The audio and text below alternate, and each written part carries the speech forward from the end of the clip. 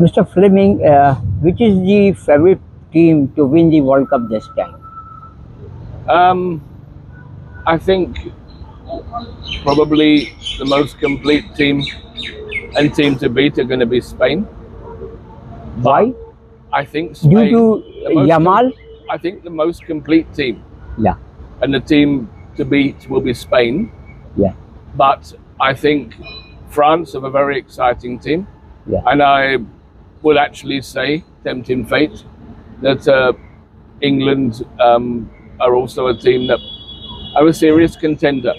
And maybe their time will finally come after 60 years. But probably all of those would be the ones that I'd have up there. You can never rule out the South Americans, of course. Argentina and Brazil both have different styles and different things that they also bring to the competition.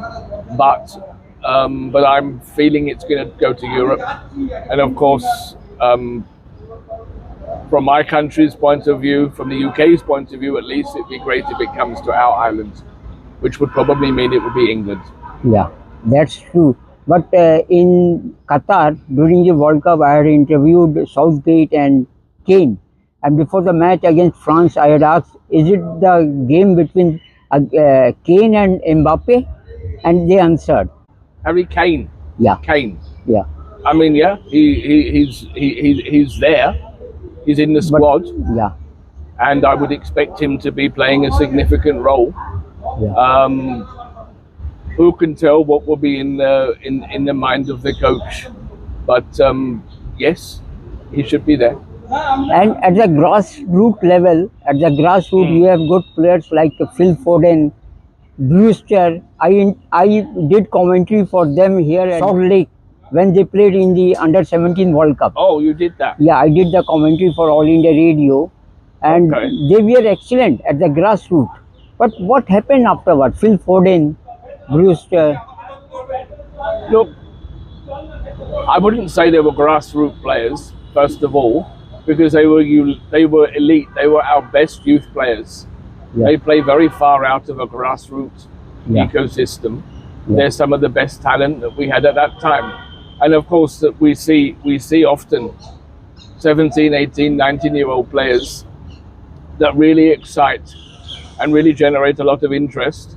Some of them go on to have glittering careers. I mean, David Beckham, I suppose, Yeah. is one of the best. I'm sorry for him. He didn't get the World Cup. He didn't get the World Cup, but he has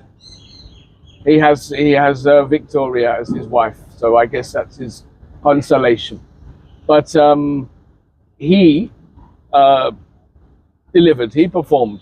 But then there's a whole host of other players Yeah. that really shine in early years, but then somehow something happens. Maybe they get a little niggle of an injury. Maybe they just don't continue their momentum of growth, and they end up moving down to lower league clubs. All of this also happens. But yeah, it's the case that it's quite rare that our top under-17 team is the team that is going to be the one that is also going to be on the field when it comes to the full international level. What about Messi? Can he win the cup again? I mean, in football, anything's possible. That's why football is such a beautiful game. Yeah. He could. I rather hope the cup will come to Europe, if not to the UK. But certainly nobody could ever write off a player of that quality. And who may be the GOAT this time? Greatest of all time? Messi, Mbappe or Yamal? The GOAT is the greatest of all time, as I understand. So that can't be necessarily somebody that's now. The Golden Boot winner, Yeah. that's another matter. That could be any of those guys. I think the Spanish young star is one of the outsiders, but equally it could go to a complete wild card, because this time, we have 48 clubs Yeah. competing. And I think we're going to see some record-breaking scores and outcomes from some of the matches. There's some games which pit teams against each other who are very, very far apart in the rankings. So we could see some record scores in the group stages, and possibly we could see the golden boot go to one of the players that doesn't even make it past perhaps the second or third round. So, do you think increasing the number of teams to 48, did it decrease the shine of the Cup, World Cup? The competition level has come down. Look. Like Cape Verde has also qualified. Look, Cape Verde. Small teams. There's two sides to this. I mean, it's great that Cape Verde and others have qualified. I think that is really good for football and building the football brand and reaching new markets. And that is what FIFA, which is very much like a business, I guess, is wanting to achieve by doing this. But on the other hand, you know, in 1978, when I watched my first World Cup, only 16 teams were there. Happily, Scotland was one. And the result was less happy. Of course, we didn't get out of the group stages as usual. But it really was a showcase of the very, very best in football. So I'm a little bit waiting to see how it actually works out, how it plays out. I think perhaps they've gone a little bit far with 48, in my opinion. We want to showcase the best in the world, but then the distribution of teams is much fairer now. And we're getting more teams from Asia, more teams from Africa, more teams from islands in the West Indies that perhaps have never been there, like Scotland's opponents, Haiti, for example. All of these things, I think, you know, are exciting. So it's a double-edged sword for me, to be honest with you. It might mean that my club, Scotland, get a chance to get out of the group stage. That would be a brilliant thing if it happens. It definitely means that clubs that would never have dreamt to qualify for the World Cup and have that experience for their fans are going to be going and playing in this, and I assume future World Cups, if it's the success that everybody hopes. So that is a good thing, no?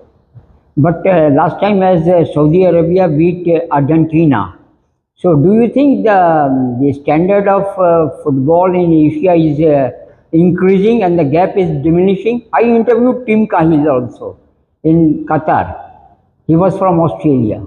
Do you think the gap is diminishing between Asia and Europe?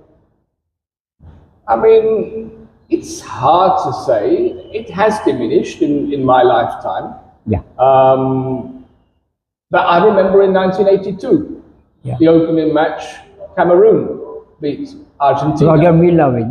And that was equally sensational as Saudi Arabia's success last time. And as I said earlier, this is one of the beauties of football, that anything can actually happen in football. If people go to a stadium and know, well, this is going to be the result, then it's not going to really attract an audience, and it's not going to inspire people to watch on matches which involve the lowerly ranked teams. So this is a good thing about football.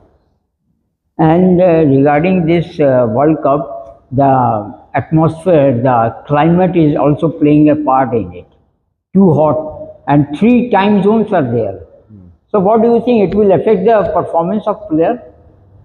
So these are, at the top level, these are professional sports people. Yeah, sure. And they should be able to perform in any time zone, and they have a lot of time to acclimatize and build up. I mean, there will be quite some discrepancies in the climate. Matches will be played in significant heat, but that was equally the case in Qatar when we had the last World Cup. Again, as professionals, this is something that they have to be prepared for. I don't envy them the chance. You know, I recently had been saying that here in India, it was not fair that the women's matches were being played at times like 1 o'clock. They needed to move. And I'm very happy that recently that has happened and they've been playing under lights. And the quality of the football has improved as a result. And if it was me as an organizer, I would be looking to try to maximize that. But I equally completely defend that the World Cup needs to be taken to as many different parts of the world. That is important. I mean, who knows? One day, hopefully, we'll even see it come to India. Yeah, that's true. But you must be a Celtic or Rangers fan. Which team do you support at the club level? This is like asking if I support East Bengal or Mohun Bagan. Yeah. I actually don't support either of those teams. My Scottish team is Aberdeen. And the reason is my late father, he originates from Aberdeen. So my loyalty very much lies with the Dons, as they're called, up in the north of Scotland. So when would we see Scotland to be in the proper stage? First of all, it's great that Scotland are back at the World Cup after, I think it's 28 years. That is terrific. And of course, in 9 competitions, they have never been able to get out of the group. But this year, I think they have a very good chance. I don't think anybody would have relished having them in their team. They're probably the most organized and disciplined Scottish team that has existed in my lifetime. And I would like to think that this is going to be their year. They have obviously a very tough opponent in Brazil. But in terms of Morocco and in terms even though they were the African champions, and in terms of Haiti, who are clearly one of those teams that probably would not have qualified had it not been a 48-team tournament, they have chances, and I hope they take their chances. And I hope that the Scottish brand of football, which is really, really exciting, really attacking, will be something that captures the hearts and minds of many people that will be watching the World Cup, whether in person or from their TVs. So if you're going to support the second team, please support Scotland for me. Yeah. Can an individual like Mo Salah make the difference?